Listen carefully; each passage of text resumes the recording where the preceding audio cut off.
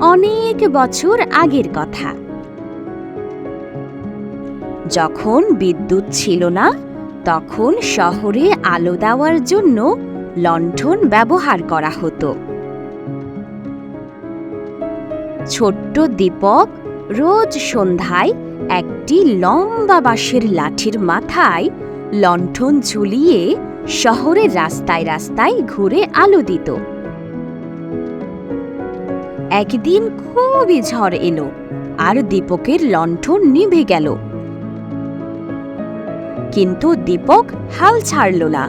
সে দৌড়ে গিয়ে আরেকটি লণ্ঠন জ্বালিয়ে আবারও আলো দেওয়া শুরু করেছিল।